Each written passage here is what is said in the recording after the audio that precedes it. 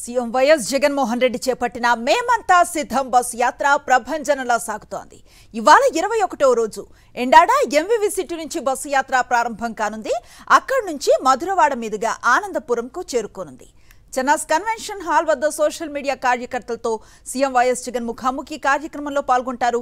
అనంతరం పెద్దిపాలెం, తగరపు వలస, జొన్నాడ, బొద్దివలస మీదుగా మేమంతా సిద్ధం బస్సు యాత్ర చెల్లూరుకు చేరుకోనుంది. చెల్లూరు బహిరంగ సభలో సీఎం వైఎస్ జగన్ ప్రసంగించనున్నారు. అనంతరం చింతవలస, సవరవిల్లి, భోగాపురం, పూసపాటి రేగ మీదుగా పైడి భీమవరం, రణస్థలం, బుడుమూరు, అక్కివలసకు బస్సు యాత్ర చేరుకోనుంది. రాత్రికి అక్కివలసలో సీఎం జగన్ బస చేయనున్నారు.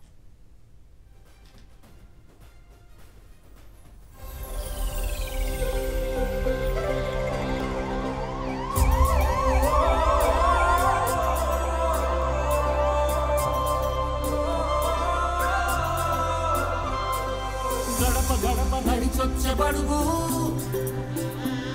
కడుపులను నింపే ముద్ద నువ్వే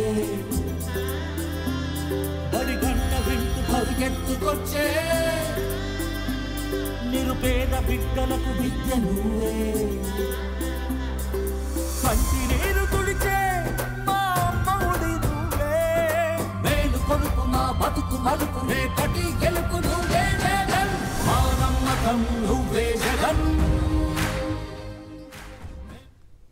21వ రోజు మేమంతా సిద్ధం బస్ యాత్రకు సంబంధించిన పూర్తి సమాచారాన్ని మా కరెస్పాండెంట్ యుగంధర్ అందిస్తారు.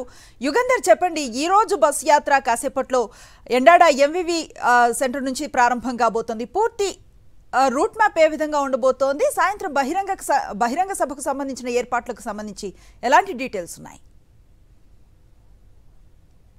Good morning Anusri. ఈరోజు ముఖ్యమంత్రి వైఎస్ జగన్మోహన్ రెడ్డి విశాఖపట్నం, ఇటు విజయనగరం జిల్లాలో 2 జిల్లాల్లో కూడా పర్యటించనున్నారు. ఎండాడలోని ఉన్నటువంటి ఎంవివి సిటీ నుంచి మరికొద్దిసేపట్లో ఆయన ప్రారంభమవుతారు. అక్కడి నుంచి మధురవాడ మీదుగా ఆయన బయలుదేరి ఆనందపురం నుంచి ఇక్కడ ఉన్నటువంటి చెన్నాస్ కన్వెన్షన్ అనేటువంటి ఇక్కడ ఒక కన్వెన్షన్ సెంటర్లో శ్రీకాకుళం, విజయనగరం, విశాఖపట్నం జిల్లాలుగా చెందినటువంటి సోషల్ మీడియా కార్యకర్తలతోటి 1-to-1 ఇంటరాక్ట్ అవుతారు. ఇక్కడ వాళ్ళకి దిశానిర్దేశం చేస్తారు. ఆ తర్వాత ఆయన ఇక్కడ నుంచి తగరపు వలస మీదుగా జొన్నాడ, అక్కడి నుండి బొద్దవలస చేరుకుంటారు. బొద్దవలస దగ్గర మధ్యాహ్న భోజన విరామం ఉంటుంది.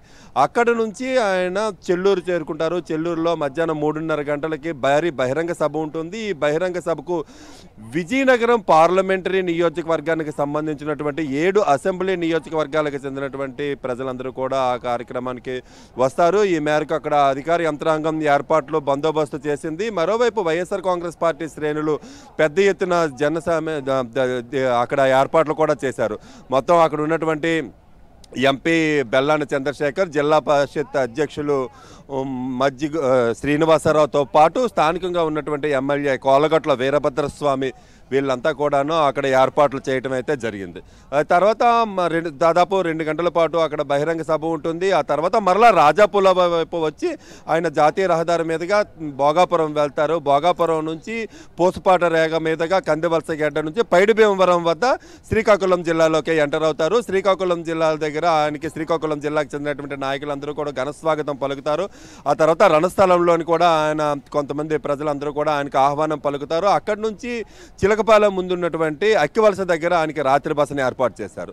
మొత్తంగా అయితే ఈరోజు కార్యక్రమాలన్నింటిలో కూడా వైఎస్ఆర్ కాంగ్రెస్ పార్టీ శ్రేణులు విస్తృతంగా ఏర్పాట్లు చేసినటువంటి పరిస్థితి అయితే మనకు కనిపిస్తుంది Anusri. Right, thank you Yugandhar.